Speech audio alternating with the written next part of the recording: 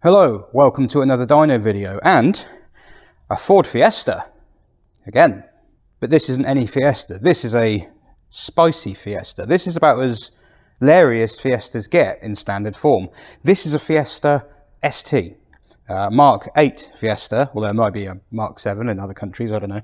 This is a Mark 8 Fiesta ST. This is owned by the same channel member who owned the Fiesta Z-Tech S Mark 7 that owned me, because I doubted how much power it would have and the power of its remap, and it made me look a prick. Well, this one's not going to make me look a prick because I don't know anything about it.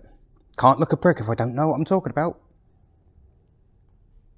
The thing is, the owner, Phil, he doesn't know anything about it. I mean, he knows a bit about it, it's his car, but he doesn't know how much power this should have. We know what the book figure is. The book figure is 197 BHP or 200 PS, which is probably closer to what the computer is recording in at the moment because it's in the metric setting. He doesn't know whether it's supposed to be around that kind of figure because there is a chance, of course, this car is remapped. But he is unaware. He doesn't know. He wants to know because if it isn't remapped, he's going to remap it. So the specs for this thing, they're actually pretty impressive. I can't knock this. This is a 1.5 litre 3-cylinder turbo. 12 valve, so double overhead cam, 1.5 litre 3-cylinder turbo. It produces, as I say, nearly 200 horsepower, but it can do 40 to the gallon. Witchcraft. It's just witchcraft.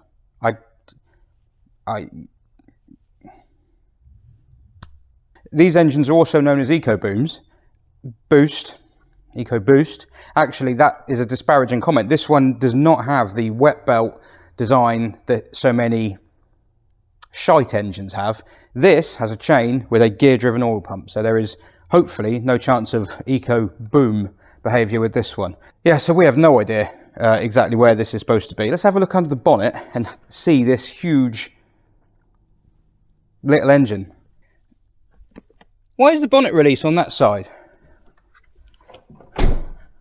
On the Mark 7, it's on that side. Why have they moved it? Tossers. Ooh. Look, engine. So as we can see, it's got a big cone filter there, which is wedged up against the headlamp, which is ideal. There is no cold air feed for this. It does have this sort of plate panel thing, which I guess is supposed to separate it, but that plate itself is quite hot, so it's pretty warm in there, to be honest with you. I think it could actually do with a proper feed, but it probably don't make a huge amount of difference. So we know it's got this. In fact, I have some mods. He sent me some mods, so I can tell you what this has, so you can compare it to your own. It has an AirTech induction kit, and maybe an uprated front intercooler, we don't know. It looks OEM to me, but he seems to think it might be uprated. And that's it. Yeah, okay. And it might be remapped. This has some sort of performance pack on it where it's got a limited slip diff in the front as well. And a valve in the exhaust. It's got 3 different drive modes and a valve in the exhaust, so yeah. Now he's told me to leave the bonnet up to do the power runs. Because of the noises. Apparently it's quite cool. The only thing I would say is it's giving it a bit of an unfair advantage if that air filter is in a very hot area. So we'll see. Maybe I'll do one with the bonnet shut if the car is playing ball to see if there's a big difference between open and shut in there. What I am going to do is go back into those drive modes. I'm thinking not only can we see how much power should this thing make, we can also try and find out what's the power difference between normal, sport and whatever the third one is. Normal, sport and track. What is the difference between them? Is there any power difference, or is it just in the noise and the feelings of things? So, right, let's go. Let's do it. Let's go.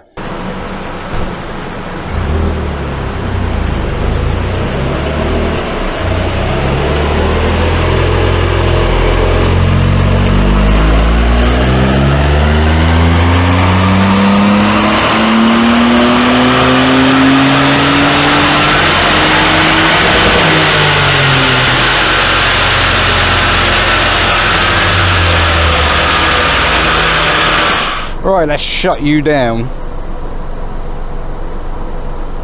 Vehicle is on. I know. So what do we reckon, people? Are we ready? Ooh, okay. So that's quite potent. Yeah, I would say this is probably remapped already. That is in normal mode. So it kind of looks like it had a little bit more to give. Jesus, that's not a shy motor, is it? Do you want to know what's really, really sad? Is that I've got a TVR Chimera over there, which is a 4-litre V8. And there's no way it'll make that power. So it is entirely likely this car has already been remapped. I mean, to be honest, that's probably show me one of these that hasn't. I expect a lot of them have, because it's just such an easy way of getting more power, and it's completely invisible. 221, and that's on normal mode. So next I'll put it on sport mode and see if that makes a difference.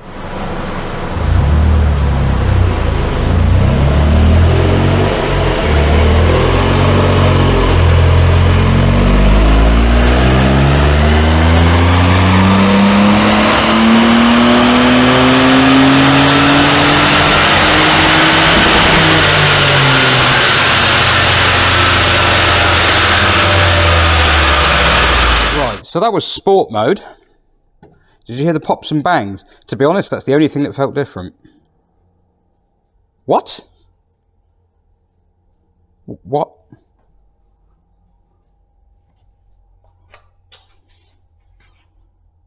You got your modes around the wrong way or something. That was definitely sport mode. It had the little S come up on the dashboard. So is the map that makes it more poppy and bangy killing the power? Right, so having overlaid them, I think what's actually happened is we had a bum run the first time round, because that little spike there, it's obvious that that isn't right. The curve follows the natural curve, so I'm more inclined to actually say this car is currently running at 215 I'm going to say in normal or in sport. As far as I can see, there's no difference. I know the numbers are different, but I've done enough of these to know that is a hiccup, which could be, you know, it could have been the car, it could have been the dyno. These things happen.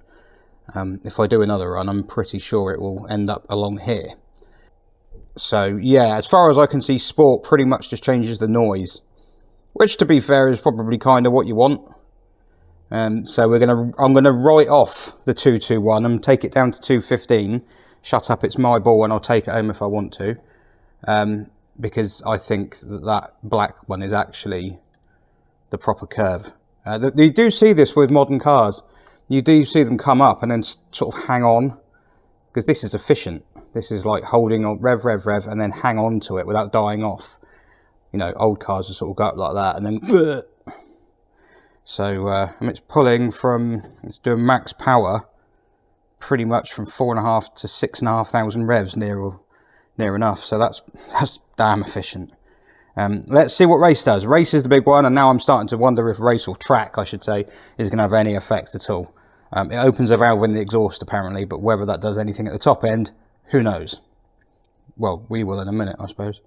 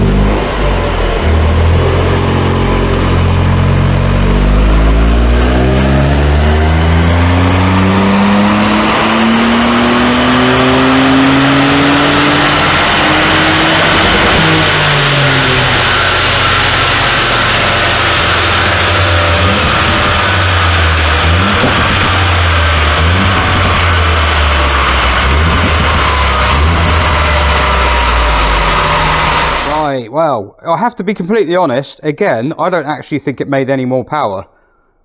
I think what that's doing, those different modes, which is done with this little little button down here, I think what it's doing is changing the... Oh, windy pops.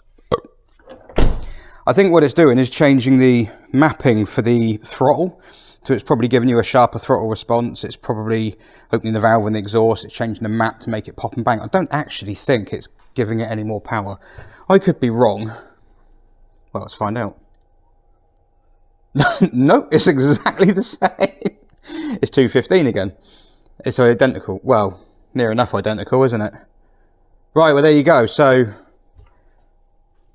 normal, sport, and track, same power on this car anyway. So whether this has been remapped or whether this is as they are out the box, you know, it could be that 215 isn't massively over. It's over, it's comfortably over, but it's not massively overperforming. So it's possible that, I mean, would that air filter do that? I wouldn't have thought so. Would you? How restrictive is the original box? I can't imagine it is that restrictive if they've done so well with everything else. But, yeah, as far as I can see, the first run, we're going to put that down to a bum run. And I'm going to do one more run in a minute. I'm going to do a normal run again, but with the bonnet shut, to see what difference that makes. But, yeah, it looks to me that I think the power output is probably the same all the way across. I don't think it's had a big remap if it has had a remap. He says he thinks it might have a non-standard intercooler, but to me, I don't know. I think that... What do you reckon? I mean, it is right there. It's really visible.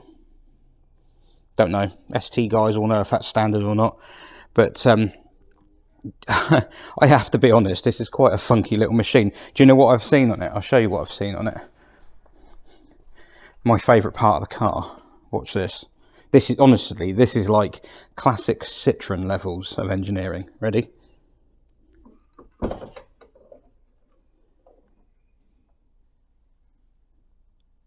I mean, really?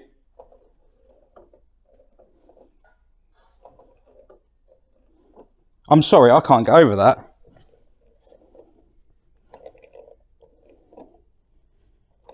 That's one of the best things I've ever seen on a car, ever.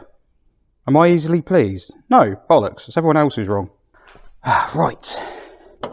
Let's test your cold air feed then. Would you like to come on board for a dyno run in a Fiesta that's going to throw a lot of fault codes? Right. Then you have to push the clutch.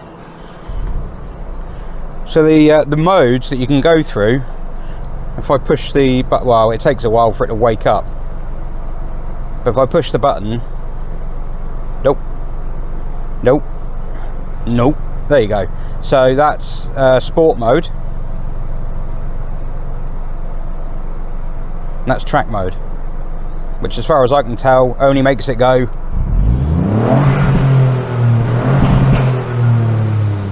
like that. So I'm going to put it back in normal mode. I'm going to turn off the traction control and the auto stop start. Not that I don't think that's going to be a problem. And then what we're going to do is do a dyno run. I can pull away in third gear because it's got torque. The bonnet is shut.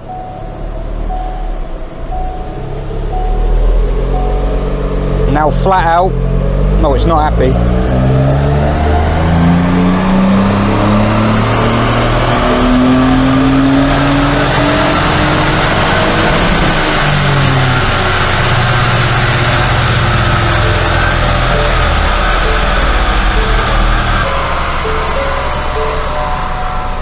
Should have done that, shouldn't I? Yeah, it's not happy. It's thrown its toys again. They do this, modern cars. Yeah, felt the same again, actually. I mean, I don't know what the numbers will be, but we're just on the coast down at the moment. I think the rev limiter cut in earlier then. So maybe the other ones raise the rev limiter slightly, so it just hangs on a bit longer in the gear, but certainly doesn't seem to make any different power, which is strange. You'd think a different drive mode would, like, it would change its boost or something, but this thing, shut up. I know. Chill. Oh, it did lose. It lost 2 horses. 2 horsepower. There you go. So if you want to gain horsepower in your Fiesta ST, drive around with the bonnet open. That's a tough one to call, isn't it? My gut feeling, I don't think that's been remapped. I think that's standard. I think it's just overproducing. See a lot of cars do this. It's not abnormal. You see a lot of cars that overproduce. Not normally blue ovals, although that's a black oval, so maybe that's what's done it. Maybe he's changed the colour of the oval. But yeah, you don't often see them overproduce that much, unless it's a Peugeot 106. That seems to be the rule. That's pretty impressive. I don't think it's going to be a remap, simply because if you remapped one of these cars, well, you tend to remap it for bigger numbers than that. I mean, think about it. How many remaps do you know that add 15 horsepower to a 200 horsepower car? That seems abnormal. So I think it's probably standard. That's my gut feeling, but I'm not an expert. Far from it, actually. I know bugger all about these. But if you do, what do you think? Put it in the comments.